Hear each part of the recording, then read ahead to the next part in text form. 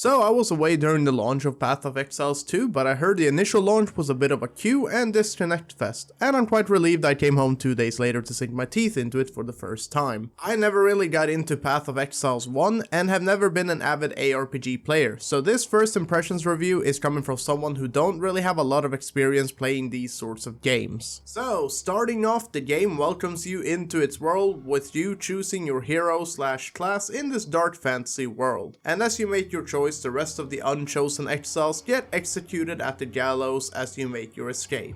I personally went with the sorceress to break free from my melee curse, as I play a melee character in almost every single RPG or game I ever play, so I went with a spellcaster for once. And also, I've never been a fan of the mouse click play in ARPG specifically. I can handle it in MOBA games, but not in ARPGs, and I know that's like 99% of them, so I went with the WASD movement that they've implemented and started my journey. So first off, I want to mention the graphic and visual effects in this game are chef's kiss, and nothing short of absolute cinema.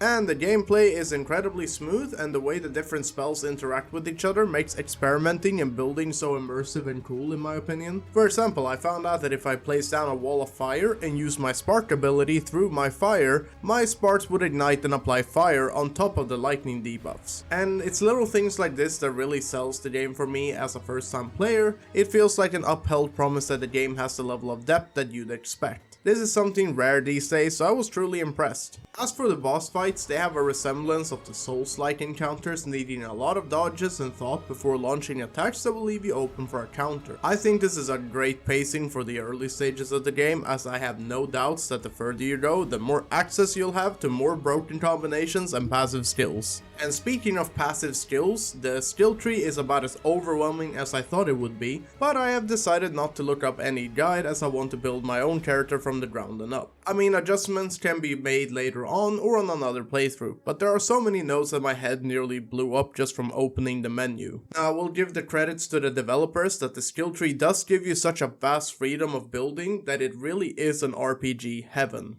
As far as the story goes, I haven't really gotten into the story that far, as it's a first impressions review. I will make a longer review once I finish the whole game, or early access in this case, but so far I think the dark fantasy has me hooked. I've been fighting witches, tree monsters, werewolves, and finding out different weaknesses of each enemy as I journey on. The quests have been straightforward and still left me with curiosity of what's going to happen next. But for the big question, has the game been worth the $30 for the early access for me as a completely new player? In my opinion, absolutely. In fact, as I'm making this video, I'm itching to get right back in there to slay hordes of monsters, so my verdict is that if you've been doubting whether to get this or not, I think you definitely should, but that's just my opinion. And if you're already playing PoE 2, what was your first impression? Comment down below, and if you're looking forward to more PoE content, WoW Hardcore, Monster Hunter, you name it, make sure to subscribe to this channel. And also make sure to check out my stream on Twitch, which you can find in the description below. But until next video, I've been Vermillions, and I'll see you